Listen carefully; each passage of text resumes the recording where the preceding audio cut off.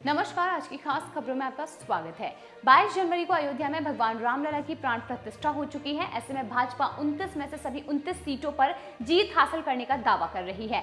आंकड़े भी कुछ ऐसे ही हैं कि भाजपा के दावे को हल्के में नहीं लिया जा सकता है।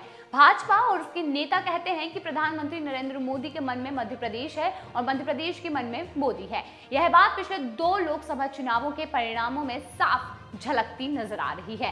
इसके अलावा एक और बड़ा फैक्टर है जिसने भाजपा को मध्य प्रदेश में अपनी ताकत बढ़ाने में मदद की है।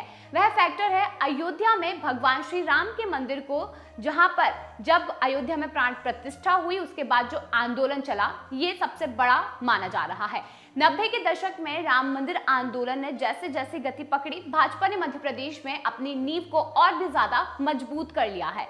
इस बार खास बात यह है कि 22 जनवरी को अयोध्या में भगवान रामलला की प्राण प्रतिष्ठा हो चुकी है और ऐसे में भाजपा 29 में से 29 सीटों पर जीत हासिल करने का दावा कर रही है।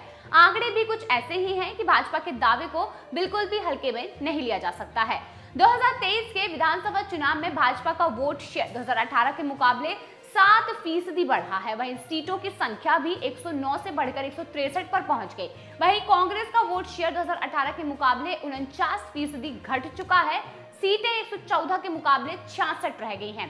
2018 के मुकाबले कांग्रेस को 48 सीटों का नुकसान हुआ, तो वहीं 2018 में भाजपा को 41% वोट मिले थे और जबकि कांग्रेस को 40%। इसी तरह 2023 में भाजपा को 48% वोट मिले जबकि कांग्रेस को 40%। हालांकि जब बात लोकसभा चुनावों की आती है तो 2019 में भाजपा ने 58% वोट हासिल कर चुनौती खत्म कर दी थी।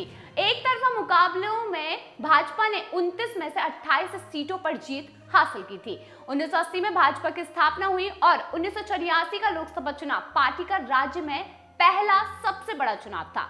वहीं बता देते हैं कि इंदिरा गांधी की हत्या के बाद संवेदनाओं की लहर पर सवार होकर कांग्रेस ने 57% वोट के साथ राज्य की सभी 40 में से 40 सीटों पर जीत हासिल की थी और भाजपा को तब 30% ही वोट मिले थे। हालांकि इसके बाद के 5 साल में जैसे जैसे राम मंदिर आंदोलन ने गति पकड़ी, भाजपा को आधार मिल गया।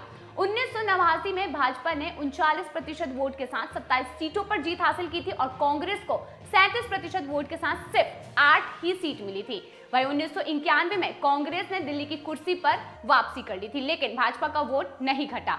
कांग्रेस ने 45% वोट के साथ 27 सीटों पर जीत हासिल की थी और भाजपा का वोट प्रतिशत बढ़कर 41% हो चुका था और इसके बाद भी उसे 12 सीटों पर ही जीत मिल सकी थी।